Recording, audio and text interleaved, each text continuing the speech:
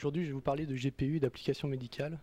Donc, pour retour d'expérience, en fait, je vais vous parler un petit peu de l'historique d'un développement, d'un logiciel qui est maintenant un petit peu, qui est devenu mûr. Et ce logiciel, en fait, est dans un contexte de radiothérapie. Alors, pour placer un petit peu tout ça dans le contexte, alors qu'est-ce que la radiothérapie? En fait, c'est pour un traitement contre le cancer.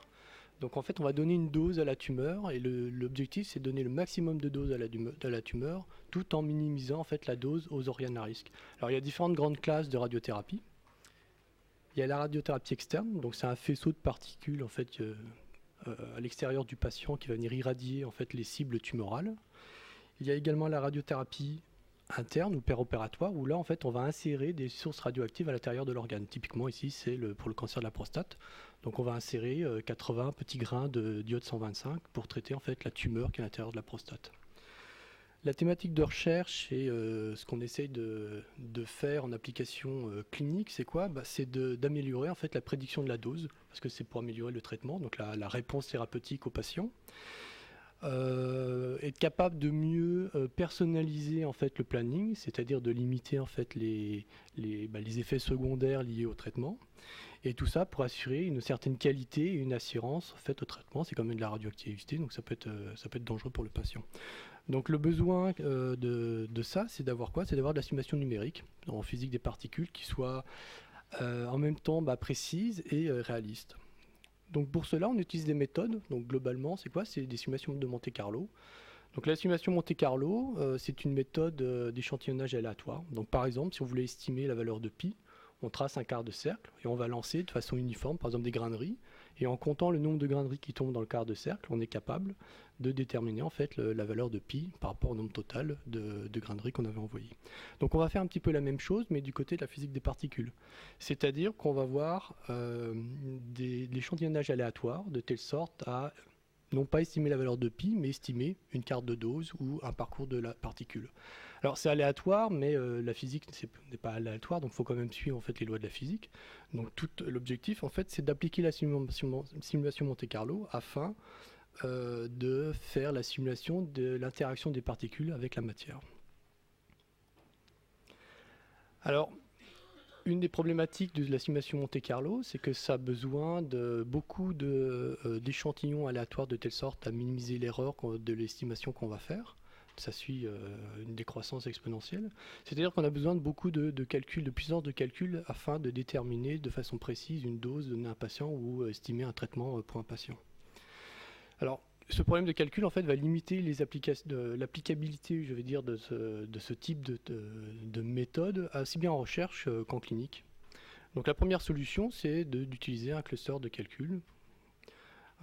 Seulement, ça peut poser certaines problématiques, notamment dans un contexte qui est hospitalier ou même la salle opératoire. Ça pose des problèmes de coût, ça pose des problèmes d'espace. Je prends l'exemple par exemple de la curithérapie. On a besoin de faire un calcul de dose pendant le traitement. C'est-à-dire qu'au moment où on endort le patient, je dois calculer la dose du patient. Donc il faut que le calcul commence tout de suite et qu'on ait une réponse tout de suite. Tous les hôpitaux ne peuvent pas se permettre d'acheter leur salle de computer, de HPC pour des raisons de coût. Et dans certaines salles opératoires, on peut très bien traiter de la curithérapie, de l'ORL, c'est-à-dire qu'il faut aussi avoir un système qui est mobile, qui puisse rentrer dans la salle d'opératoire, qui puisse faire le calcul. Donc il faut quelque chose qui ait une certaine compacité au niveau de la puissance de calcul. Donc on s'est posé la question, pourquoi pas d'utiliser ce type d'architecture, l'architecture GPU, pour ce type d'application. Alors ça, c'est quelque chose qui a commencé en 2010, notamment avec un projet ANR, plutôt fondamental, où on a essayé de répondre à la question, est-ce que le GPU nous permet de faire de la simulation Monte-Carlo dans des applications médicales? Alors, pourquoi avoir choisi le GPU? Ce qu'on cherche vraiment, c'est la compacité en fait, de la puissance de calcul. On regarde aujourd'hui, c'est que dans un ordinateur, je peux enfiler plusieurs cartes et c'est équivalent à un petit cluster. On ne cherche pas forcément une puissance d'un cluster vraiment immense, mais avec un seul petit ordinateur, je suis capable d'avoir une puissance de calcul qui est assez importante et qui va nous permettre, en fait, pour un coût réduit, une consommation réduite, de en fait casser certains verrous techniques pour l'application de simulation Monte-Carlo dans un contexte médical. Alors au moment du développement, Première chose, c'est que il faut quand même réfléchir au type d'algorithme qu'on va mettre en place. La carte graphique à la base c'est fait pour plutôt du jeu vidéo, donc c'est plutôt faire une API graphique, où nous on va utiliser de faire une application qui est complètement non graphique. Donc on s'est posé la question en fait, voilà, l'architecture et l'algorithmique, il faut que les deux fitent parfaitement de telle sorte qu'on est capable de paralléliser correctement notre méthodologie. Alors c'est vrai que dans les années précédentes, il y avait des langages de programmation qui permettaient en fait d'accéder à l'API graphique de la carte graphique, mais ça restait encore difficilement utilisable pour des non-néophytes. Il a fallu attendre les années 2007, notamment avec CUDA, qui a permis une simplicité en fait d'accéder au développement plutôt scientifique en utilisant des cartes graphiques. Alors la première chose on utilise une carte GPU, c'est de réfléchir à quel doit être le paradigme, c'est-à-dire comment on doit poser notre algorithme. C'est pas le CPU, il suffit pas on prend notre algorithme de base, notre équation de base, on l'implémente. Là, il faut essayer de reposer les choses. Dans la simulation Monte Carlo, les particules en fait sont complètement indépendantes. Donc, on a une certaine facilité dans ce contexte à faire la parallélisation, puisque chaque particule en fait vit sa propre vie et n'interagit pas entre les autres. Donc on a décidé de définir qu'un thread du GPU serait en fait l'histoire d'une particule. Alors l'histoire d'une particule, c'est pas une particule, c'est son histoire, c'est-à-dire si on a un photon, on va traquer le photon, mais également toutes les particules filles et secondaires, par exemple les électrons, liés à ce photon. Donc on va avoir en fait une sorte de buffer de thread qui va gérer une histoire de particules, et comme il y a plusieurs centaines, voire plusieurs milliers de threads sur une carte graphique, on va être capable de paralyser plusieurs milliers de particules sur la carte graphique. Alors ce paradigme, il était assez simple à choisir, puisqu'il coulait de sens par rapport à la simulation. Cela dit, il n'est pas forcément le plus adapté. Contrairement à ce qu'on pense, la carte graphique, elle n'est pas forcément complètement parallèle. Là, par exemple, pour le cas de la divergence, dans notre algorithme, on doit à la fois traquer des photons et des électrons. Sur un GPU, quand on tombe sur une condition qui dit si c'est un photon, je traque un photon, ou si c'est un électron, je traque un électron, en fait, les threads ne vont pas tourner en parallèle. Il va y avoir une séquentialisation entre les threads qui ont un photon et les threads qui ont un électron. C'est-à-dire que bien que le paradigme est bien choisi par rapport à l'application, il ne permet pas complètement d'avoir une parallélisation, puisqu'on a un problème de divergence qui fait que certains threads, dans les grandes catégories de threads, vont être serialisés. Pour le parti côté physique, donc on fait du Monte Carlo, c'est de l'aléatoire, mais il faut suivre quand même les lois de la physique. Donc là, ce qu'on a fait, c'est qu'on a utilisé un code qui s'appelle Jean4, initialement développé par le CERN, qui est un code de calcul de physique des particules qui a initialement été utilisé pour mettre en place en fait les différents grands collimateurs comme le LHC. Et ce qu'on a fait, c'est qu'on a extrait le code des effets physiques qui sont utiles en radiothérapie, qui sont en C++, parce que ça tourne sur CPU, et on a réécrit, on a fait une première transcription du code en C, de telle sorte à supprimer tout ce qui était objet, puisque le GPU ne gère pas la programmation objet, et à partir de ce code C, on l'a transformé en CUDA. Et on a en fait implémenté ces différents modèles physiques sur la carte graphique. Donc ça, c'est un travail assez long, pas très compliqué, parce qu'il faut juste en fait transcrire le code sans forcément se poser des questions pour l'implémenter sur CUDA.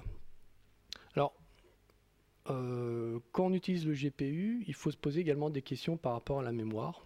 On l'a vu dans un exposé où il faut privilégier la localité en fait des mémoires. C'est le cas parce que quand on se retrouve sur le GPU, en fait, il y a tout un tas de types de mémoires qui est un peu des fois difficile à se retrouver. Il y a des mémoires qui sont assez locales, il y a des mémoires plutôt régionales, d'autres qui sont plutôt globales. En fonction de leur localité, la bande passante pour aller accéder à ces mémoires, elles sont différentes. Inversement proportionnel, plus elles sont locales, plus elles sont petites. Donc si je veux accéder sur des mémoires assez importantes, la bande passante va être plus faible. Donc en fait, quand on a une application, on doit se poser en fait comment je dois composer mon application en fait dans ces différents types de mémoire. Donc ce qu'on a fait, c'est qu'on a choisi, on a défini en fonction de la taille des mémoires et le nombre de fois qu'on allait accéder en mémoire ces différents types d'informations, on les a placés dans les différents types de mémoire.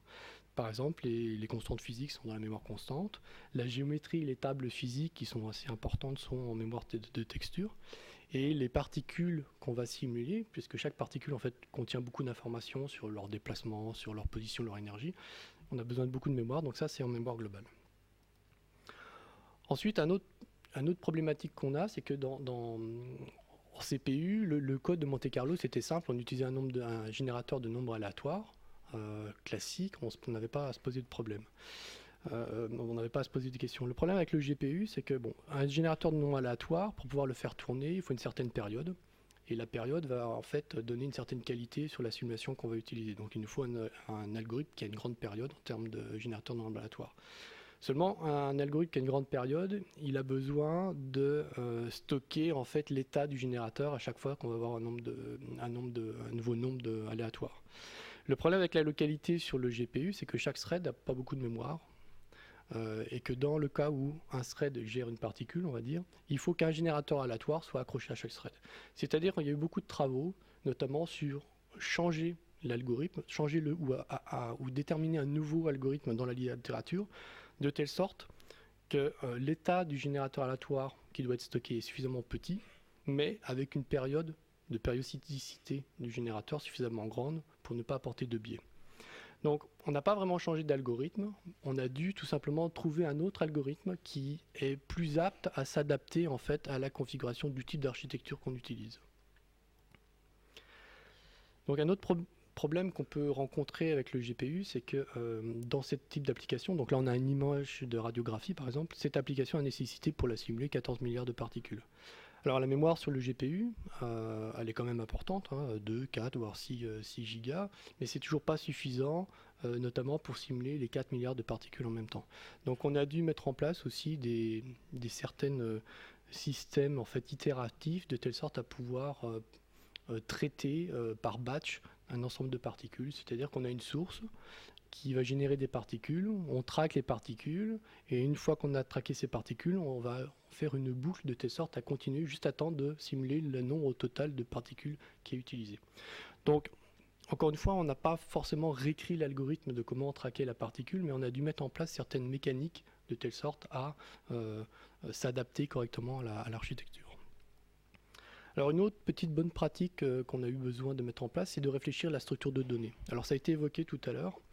Notamment, on nous dit que la structure qu'on utilise habituellement quand nous on développe, quand on veut faire une liste de points, on définit un point et après on fait une liste de points. Et en fait, c'est pas optimal. C'est pas optimal tout simplement parce que sur le GPU, il y a une certaine mécanique pour aller lire la mémoire qui fait que ce n'est pas optimal. Donc on nous dit qu'il faut faut utiliser des structures d'arrêt, c'est-à-dire au lieu de définir une liste de points, c'est un point qui contient toutes les positions en X, toutes les positions en Y, toutes les positions en Z. Alors, c'est pas très compliqué à mettre en place, c'est une petite gymnastique qu'on apprend à faire au moment de programmer, mais ça peut faire la différence. Enfin, un petit peu moins maintenant, mais ça faisait à l'époque la différence. Donc, toute la structure de données a été retravaillée en fait sur le GPU de telle sorte que, par exemple, si j'ai un stack de particules, le stack de particules contient toutes les énergies des particules, toutes leurs directions, toutes leurs positions.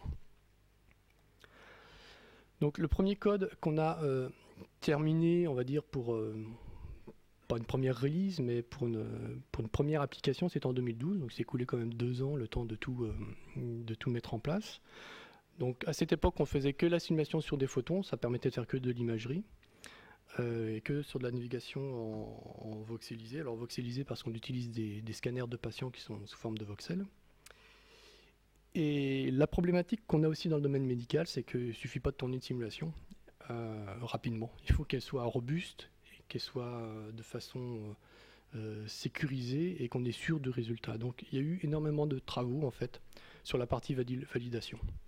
Quand on prend un algorithme côté CPU pour le mettre dans notre logiciel, finalement l'algorithme n'a pas trop changé.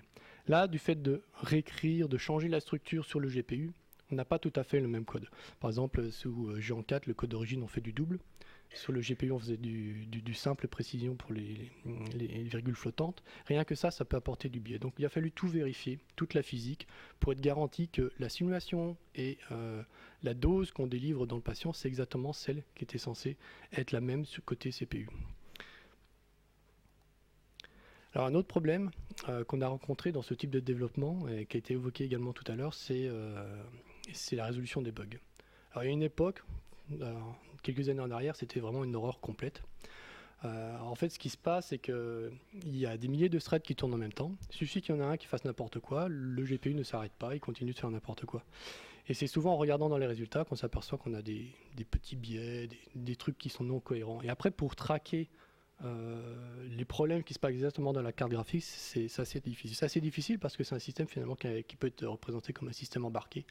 Ça fait effet de boîte noire. Alors c'est vrai que récemment, il y a beaucoup d'outils qui ont été mis en place qui permet de faciliter en fait ce débugage, mais c'est quand même quelque chose qui reste encore assez difficile, assez périlleux. Alors souvent, on prend la loi de Pareto pour le développement, c'est 20% de développement, 80% de debug. Je pense que sur le GPU, c'est pire que ça en fait.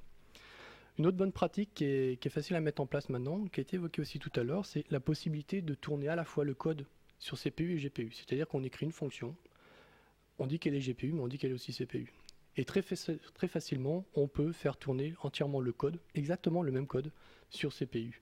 Et du coup, ça permet de façon séquentielle de vérifier chaque point de la méthodologie qui est mise en place de la simulation. Alors, un autre problème, c'est que bon, les cartes graphiques, c'était fait pour faire du jeu vidéo, donc la précision n'est pas très importante sur la représentation des triangles notamment, mais quand on fait du calcul scientifique, ça peut poser un problème. Alors, c'est vrai que la double précision est implémentée sur les GPU, mais c'est un coût de calcul qui est très important. Donc, ce qu'on a essayé de faire, en fait, c'était au départ d'utiliser que la simple précision.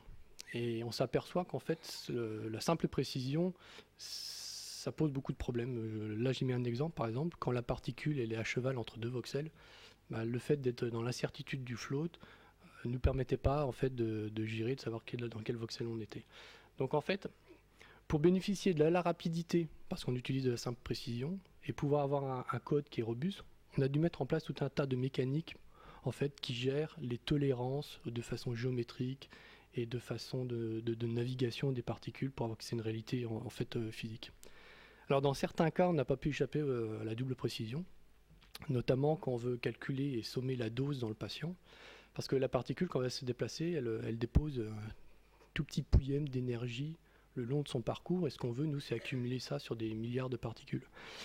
Et quand on somme des petites valeurs sur une grande valeur, en fait, avec la simple précision, on tombe dans l'incertitude et on somme plus rien du tout. Donc dans ce cas-là, au niveau de la dose, on a quand même été obligé de garder la double précision sur la carte.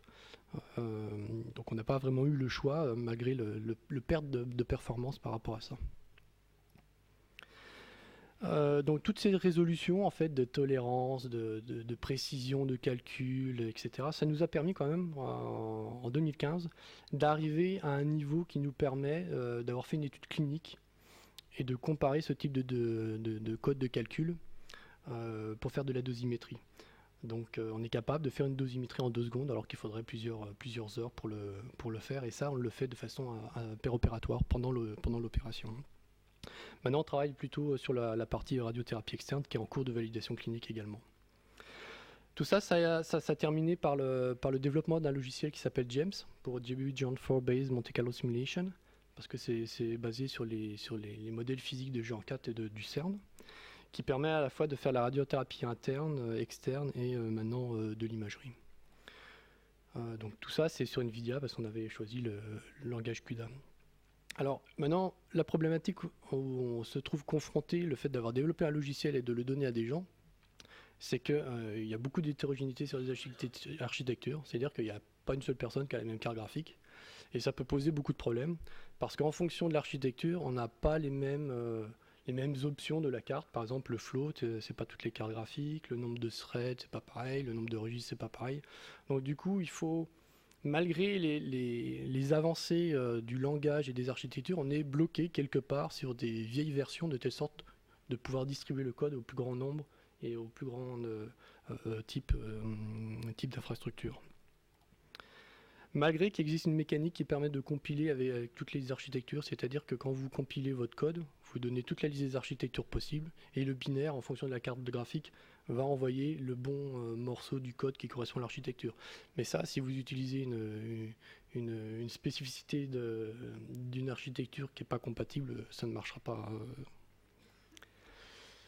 Alors, l'autre problématique aussi de cette hétérogénéité des cartes graphiques, c'est qu'il y en a une qui sort tous les ans. Alors, à la fois c'est bien et c'est pas bien, c'est que quand on doit mettre à jour le PC ou le petit cluster, ça a un coût quand même qui est non négligeable. Bon, Nvidia, je pense qu'ils en sont conscients, et ils le font exprès, euh,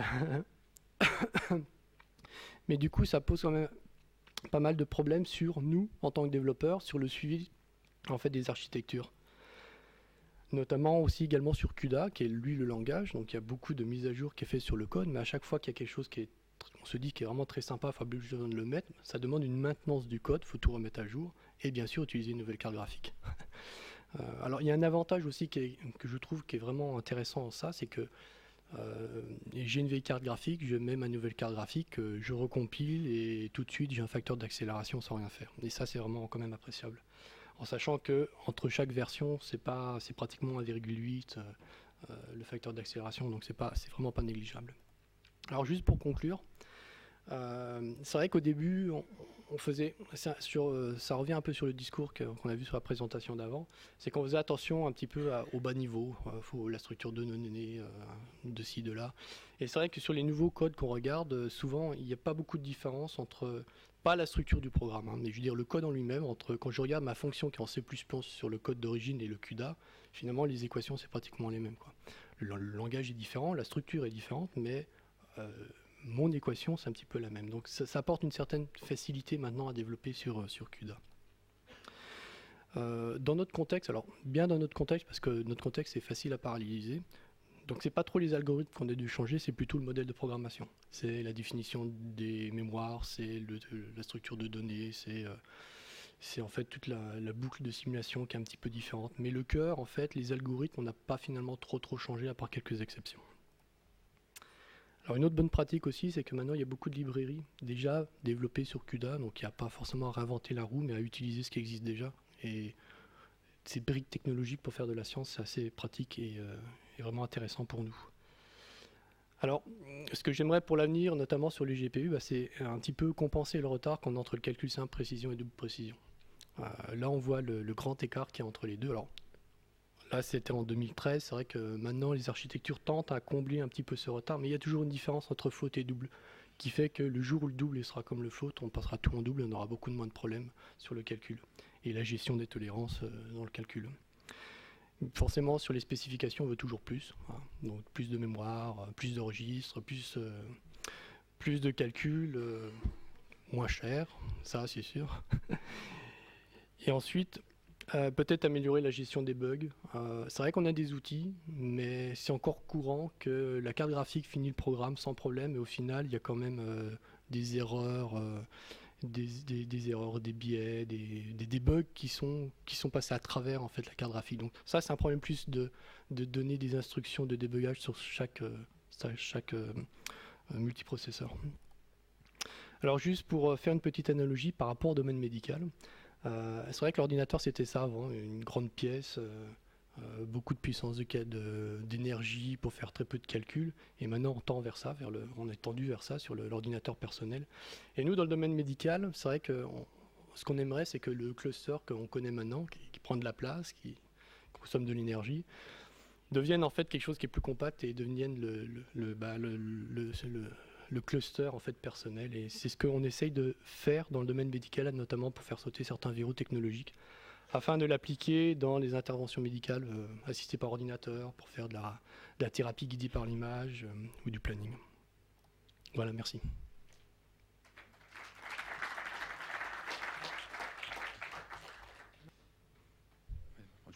Une petite question, donc vous avez dit que pour faire ce travail, vous avez dû sortir le C++ du code original pour le transformer en C. Est-ce que ces modifications-là ont été prises dans l'arbre original du code source de l'application Géant?